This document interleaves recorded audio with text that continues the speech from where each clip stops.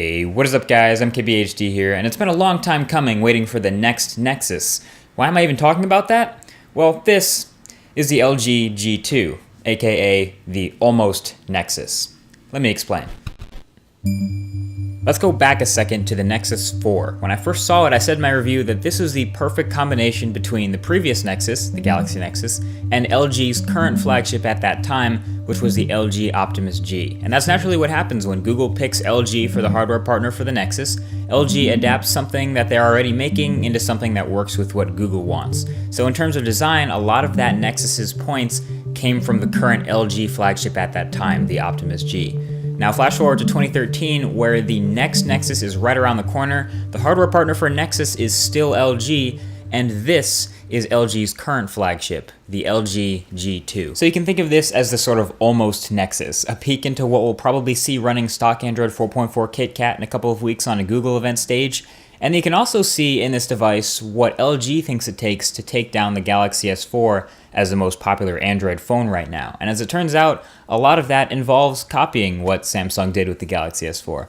First of all, though, there's no way around it. This phone is an absolute beast on paper. A lot of people don't realize it, but this phone flat out wins the spec war right now, if that's what you're into. It has a mighty Snapdragon 800 chip inside, a 2GB of RAM, 3000 mAh battery in the United States, a 5.2-inch 1080p edge-to-edge display, and a 13 megapixel optically stabilized camera.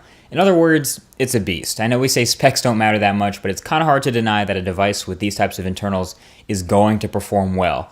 But we'll get to that in a second. What's really unique, though, about this LG G2 is the actual design of the device and the button layout. You may have noticed that there are no buttons on the top, or on the right-hand side, or on the left-hand side, or on the bottom of the device. All of the buttons on the LG G2 are on the back. So it's an interesting choice. It really keeps the phone feeling sleek and clean, and after a few quick days of actually using it this way, I got used to it pretty quickly, which may seem weird, but what's nice is when you're holding the phone, your hands tend to fall nicely in line with those buttons on the back. Even if you don't have massive hands like me, I know I have big hands, but I've let other people try it, and the first reaction is usually, well, at least my fingers are right where I hold it. They land right on the buttons. Everything else about the design, though, is still similar to the Galaxy S4 that it's aiming at. They have a similar footprint, similar shape, similar curvature, and even very similar materials, though the G2 adds this metal band all the way around all the edges of the phone in an effort to feel, I guess, a bit more premium.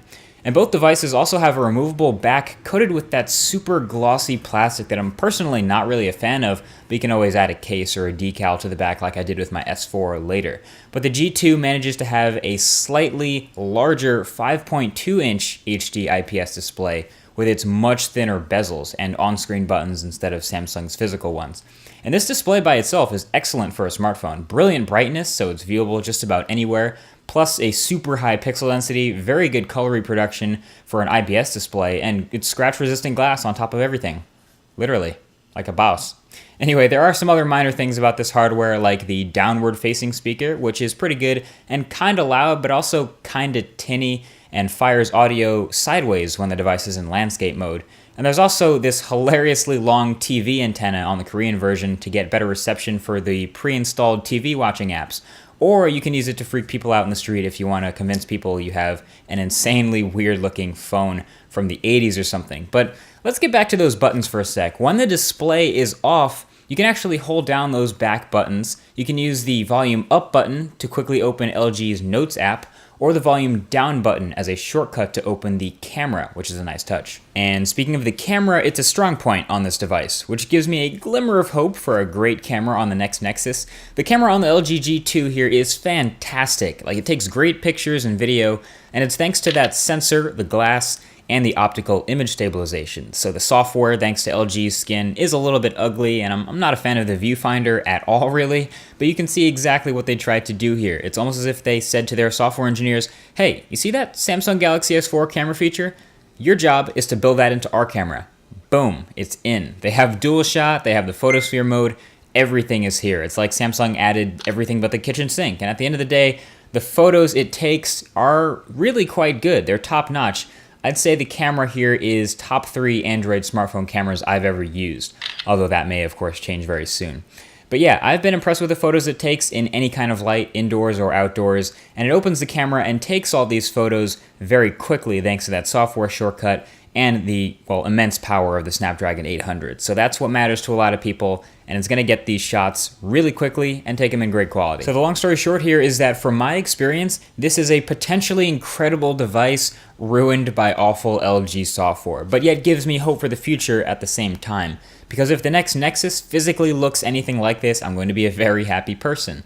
But all the biggest downsides for this device come from that LG skin on the top of Android. It's Android 4.2 with this incredibly large LG UI on top of it that I happen to think looks quite ugly, inconsistent, even a little bit tacky or gouty. I mean, there's unnecessary animations all over the place, distracting delays in the amount of time it takes for things to happen or to do things, changes just for the sake of changes, and overall just a ton of things that need to be cleaned up, and that's just a simple way of putting it. I mean, the first time I pulled down the notification draw, I think my jaw was on the floor at how bad it looked. Really, I think they can do a lot better in this department. But what's crazy is the biggest pro is the Snapdragon 800 doesn't even break a sweat. This phone is consistently fast, and it seems like the skin doesn't weigh it down at all. Maybe the skin isn't really all that heavy after all, or maybe the Snapdragon 800 is just that much of a beast. But it lasted all day with this crazy power too, thanks to the 3000 milliamp hour battery. So even if you are lost in the software and it takes you forever to do what you want to do because of all the animations or changes, you can still rest assured that it'll keep doing exactly what it's doing all day at lightning speed thanks to that chip, that's for sure. This phone is a screamer. But if I was to consider using the G2 full time, I would really wish it was a lot lighter, a lot cleaner, and I mean ultimately a lot closer to stock Android, like a Nexus. So at the end of the day, the LG G2 really is quite an interesting device. Obviously the biggest difference between it and just about any other device out there is the buttons on the back. And when people first see this for the first time, they're gonna think it's insane. Why would anyone have buttons on the back of their phone? That just doesn't make sense. And on day 1 and day 2 of owning the phone, you might still think that, but on day 3, 4, and 5, you start to get to know where the buttons are. On day 6, 7, 8, 9, 10, you really start to get used to it. And I've been using this phone for a bit now, and I don't even look at the buttons anymore, and I'm totally used to having them on the back of the phone. So that's pretty cool. But either way, the next Nexus won't have those buttons like we've said, but ideally, this is probably the body of the next Nexus, what we're looking at right here. Either way, thank you for watching. This has been a quick LG G2 full review. Feel free to give a thumbs up below if you enjoyed it. Very much more coming up soon, especially this week and next. Thank you for watching, and I'll talk to you guys in the next one. Peace.